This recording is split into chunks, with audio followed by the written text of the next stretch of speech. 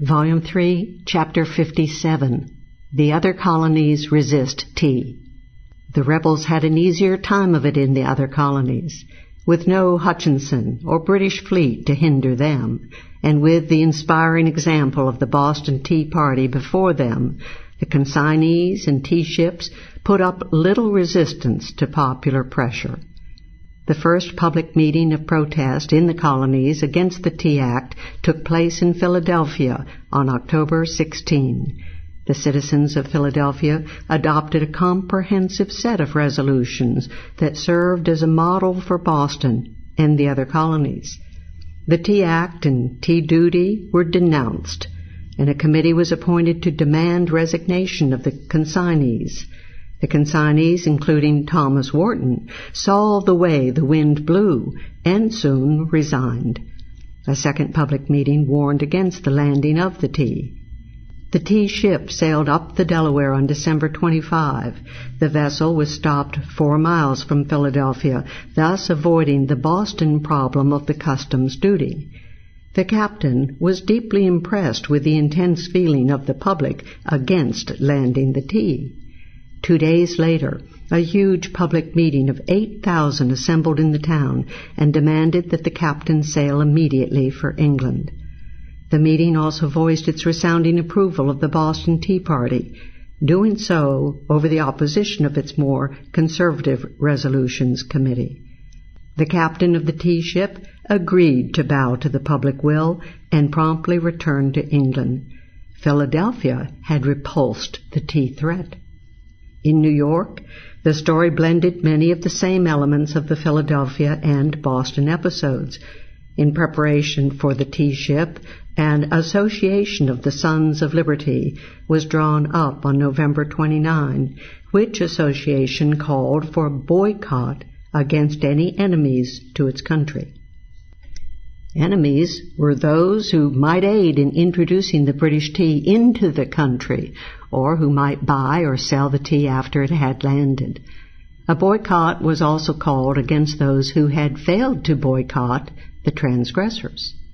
The association was signed by the leading lawyers, merchants, and merchant shipmasters, landowners, and mechanics of New York.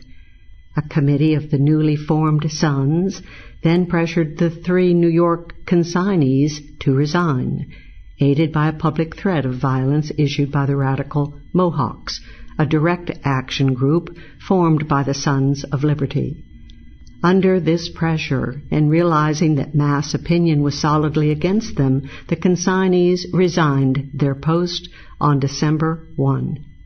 The Sons then held a mass meeting of 2,000 on December 17, headed by the veteran radical leader, the merchant John Lamb. The meeting denounced the landing of any tea and decided to appoint a committee of correspondence to write to other colonies. Harbor pilots were warned against guiding any tea ships into port. The meeting derisively spurned the mayor's suggestion that the British tea be stored at the local fort. In reaction to this meeting, the conservative Isaac Low launched a movement to renounce the use of force in opposing the landing of the tea, but this movement was swept aside by popular enthusiasm upon receipt of the news of the Boston Tea Party. When a tea ship arrived off New York the following April, the captain, heeding the counsel of the Committee of Correspondence, promised not to enter the port and sailed away. A few days later, however, another sea captain was planning to sneak 18 chests of tea into New York. The angry citizens, on discovering the ruse, emulated the Bostonians by boarding the ship and dumping the tea into the sea. The treacherous captain promptly fled to another vessel and sailed back to England. The final port to be sent the tea was Charleston. There the radicals were in more difficult straits than elsewhere, since Charleston had not been an important center of the tea trade and the merchants were not as directly threatened. The tea ship London arrived on December 2, precipitating a mass meeting the following day. The meeting, headed by Christopher Gadsden, succeeded in persuading the tea consignees to resign their commissions.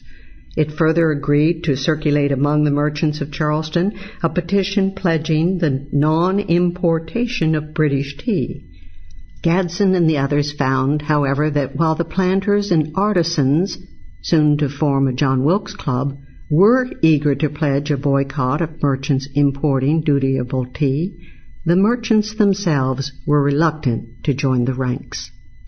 A showdown meeting of merchants, planters, and mechanics was held on December 17, each of the three groups having privately caucused in preparation for the critical meeting.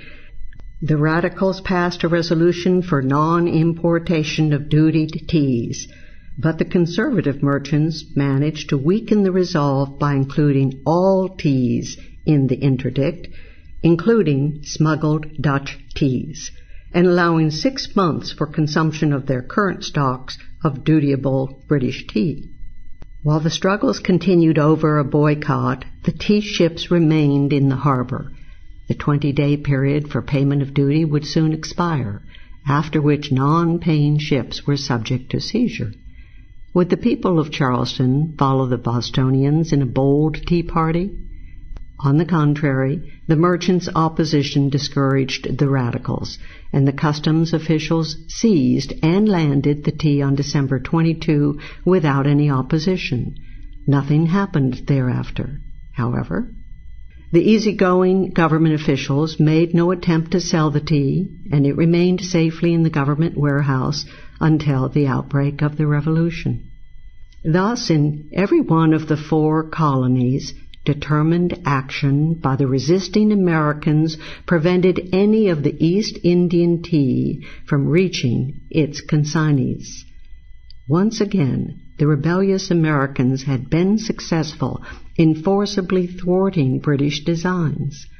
Moreover, tea parties continued during 1774, and the Americans soon radicalized their opposition to include the tea tax, and therefore all dutied tea, even that of private merchants. A group of Boston Mohawks destroyed a cargo of tea in March, and tea cargoes were burned during the year at Charleston, Greenwich, Annapolis, and in New Jersey. Indeed, so fiercely did the Americans concentrate upon tea that all tea, even smuggled tea, soon became boycotted and shunned for fear that the tea might be English. Tea, which had been a staple drink throughout America, soon vanished from the colonies. As early as January 30, the Boston tea dealers agreed to suspend the sale of all tea, and the movement soon spread to other towns and provinces.